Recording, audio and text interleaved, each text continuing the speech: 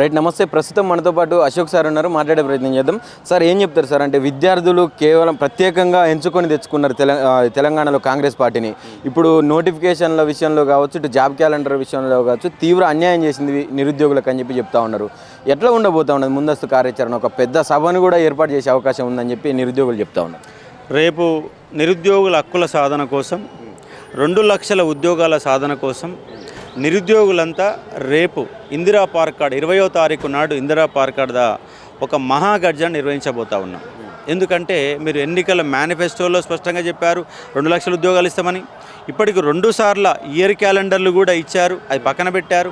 SC వర్గీకరణ అయిపోగానే ఉద్యోగ ప్రకటిస్తామని చెప్పేసి మేము ఆశించాము.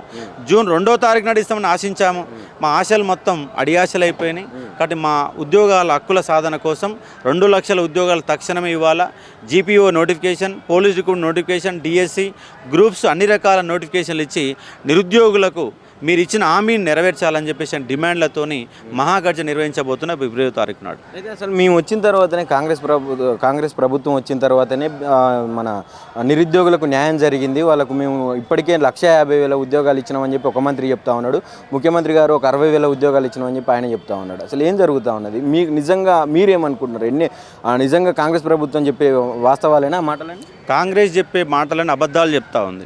ఎందుకంటే వాళ్ళు ఇచ్చింది నిక్కచ్చిగా వాళ్ళు ఇచ్చిన నోటిఫికేషన్ల ద్వారా నింపిన ఉద్యోగాలు కేవలం 5,000 ఉద్యోగాలు మాత్రమే. 5,000 ఉద్యోగాలు వాళ్ళు ఇచ్చి గత గవర్నమెంట్లో వచ్చిన నోటిఫికేషను, గత గవర్నమెంట్లో ఎగ్జామ్ పెట్టారు, గత గవర్నమెంట్ రిజల్ట్ వచ్చింది. ఆ రిజల్ట్ వచ్చినాక ఫైనల్ ఫలితాలు వచ్చినాక కేవలం నియామక పత్రాలు మాత్రం ఇచ్చారు మీరు 60,000 ఉద్యోగాలకి. నియామక పత్రాలు కూడా ఇచ్చే దాంట్లో కూడా 10,000 ఉద్యోగాలు మిగిల్చుకున్నారు. వాళ్ళ కానిస్టేబుల్ 3,500 మిగిల్చుకున్నారు, సెకండ్ స్పెల్ పిలవలేదు. అలాగే గ్రూప్ 4లో 3,000 ఉద్యోగాలు మిగిల్చుకునే ప్రయత్నం జరుగుతుంది. దాంతోపాటు గురుకులాలలో 2,500 ఉద్యోగాలు మిగిల్చుకున్నారు. ఉన్న ఉద్యోగాలు సరిగ్గా ఇవ్వలేదు. ఆల్రెడీ నోటిఫికేషన్ వచ్చిన వాడికి నియామక పత్రాలు సరిగ్గా ఇవ్వలేకపోయారు. వీళ్ళు ఎక్కడ నింపారు ఉద్యోగాలు? అంతా నిరుద్యోగులు తెలుసు. వీళ్ళు ఏమనుకుంటారు అంటే మేము చెప్తే మేము చెప్పిందే రైట్ అనుకుంటారు, కానీ ప్రతి నిరుద్యోగికి వీళ్ళు చేస్తున్న మోసం అర్థమైంది. లైబ్రరీలలో విద్యార్థులంతా చదువుకుంటున్నారు. ఇక మీరు కనుక ఉద్యోగాలు ఇవ్వకపోతే లైబ్రరీలు అన్ని తాళం పెట్టి ఇంటికి పోవాల్సిన పరిస్థితి ఉన్నదని చెప్పేసి స్పష్టంగా చెప్పదలుచుకున్నా. తక్షణమే 2 లక్షల ఉద్యోగాల ప్రకటనలు ఇవ్వండి. మీరు ఇచ్చినటువంటి ఎన్నికల మేనిఫెస్టో, మీరు ఇచ్చినటువంటి ఇయర్ క్యాలెండర్ ప్రకారం. అయితే ఈ నిరుద్యోగులను పురిగొల్పి కాంగ్రెస్ ప్రభుత్వాన్ని గద్దెనెక్కించడం కోసం బస్సు యాత్రలు ఇవన్నిటిని చేయడానికి ముందల నడిచినటువంటి నాయకులందరూ ఇప్పుడు కాంగ్రెస్ పార్టీలో ఎమ్మెల్సీలుగా ఉన్నారు, ఉన్నత స్థాయిలో ఉన్నారు, పదవులలో ఉన్నారు. ఎందుకు మరి వాళ్ళు నిరుద్యోగుల పక్షాన కొట్టాడట్లేదు? ఎందుకు ప్రభుత్వం దృష్టికి ఈ విషయం తీసుకుపోవట్లేదు? ఇప్పుడు ప్రభుత్వంలో ఉండి నిరుద్యోగులకు ఉద్యోగాలు ఇవ్వాలని గట్టి కొట్లాడతాల పదవి ఉంటుందా? మరి పదవులను కాపాడుకోవాలంటే ప్రభుత్వాన్ని ఒతాసు పలకాలి. అంటే ఇదే నిరుద్యోగులను అడ్డుపెట్టుకొని గెలిచారు. మరి వాళ్ళకి ఆ సోయి ఉండాలా? కనీసం మన నిరుద్యోగుల యొక్క తరపున మనం మాట్లాడినాం, మనకు ఆ రెస్పెక్ట్ ఉంది. వాళ్ళ అమ్మనాబూతులు తిడుతున్నారు, ఏ వీడియో పెట్టినా కింద తిడుతూ ఉన్నారు. కనీసం బయట తిరిగలేని పరిస్థితి, ఇవాళ ఒక సిటీ సెంటర్ లైబ్రరీ పోలేని పరిస్థితి, ఒక ఆర్ట్స్ కాలేజ్ పోలేని పరిస్థితి ఇవాళ నెలకొని ఉన్నది. ప్రభుత్వం ఒత్తిడి పెంచుదాం, ఉద్యోగాలు ఇప్పిద్దాం, విద్యార్థులతో పోయి చర్చలు జరుపుదాం, నోటిఫికేషన్లు ఇప్పిద్దామన్న సోయి ఆ నాయకులకు ఉండకపోయా.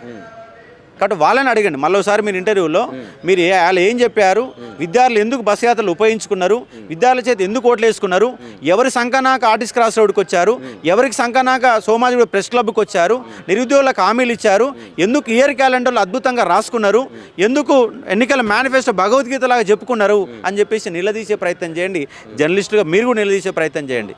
ఇంకోటి సార్, ఇప్పుడు దీనికి సంబంధించి ఎవరైతే నిరుద్యోగుల సమస్యలు బయటికి లేవనెత్తుతూ ఉన్నారో, ఎవరైతే పదే ఇచ్చిన హామీలను గుర్తు చేస్తూ ఉన్నారో, ఎవరైతే ప్రభుత్వాన్ని క్వశ్చన్ చేస్తూ ఉన్నారో, నిరుద్యోగుల మీద కూడా కేసులు బనాయిస్తూ ఉన్నారు, వాళ్ళని అరెస్ట్ చేసే ప్రయత్నం చేస్తారు. ఎక్కడికక్కడ ఎవరిని మాట్లాడించే ప్రయత్నం లేదు. ఇప్పుడు పరిస్థితి లేకుండా చేస్తూ ఉన్నది కాంగ్రెస్ ప్రభుత్వం. ఏం చెప్తారు సార్? ఇది అసలు ఎట్లా చూస్తారు ఈ వ్యవస్థని? బయటికి వెళ్తే పోలీసులను పంపిస్తున్నారు, బయటికి అడిగేస్తే పోలీసులు అమ్మంటే కేసులు పెట్టి ఇబ్బందులు పెట్టే ప్రయత్నం చేస్తున్నారు. ఇది ప్రజాస్వామ్యమా, నియంతృత్వమా? మీరు ప్రజాపాలన పేరు చెప్పుకొని నియంతృత్వ పరిపాలన చేస్తున్నారు. కాబట్టి దుర్మార్గమైన పరిపాలన కొనసాగుతుంది. కాబట్టి ఈ కేసులను కూడా ఎదుర్కొంటాం, ఇలాంటివి ఎన్నో ఎదుర్కొన్నాం, కలిసినాం, కొట్లాడినాం, నిలబడినాం. గత గవర్నమెంట్ 10 ఏళ్ళలో ఉన్న గవర్నమెంట్ని పక్కన పెట్టినటువంటి సందర్భం. కాబట్టి మీరు జాగ్రత్తగా నిరుద్యోగులకు ఇచ్చిన హామీలు ఇవ్వండి.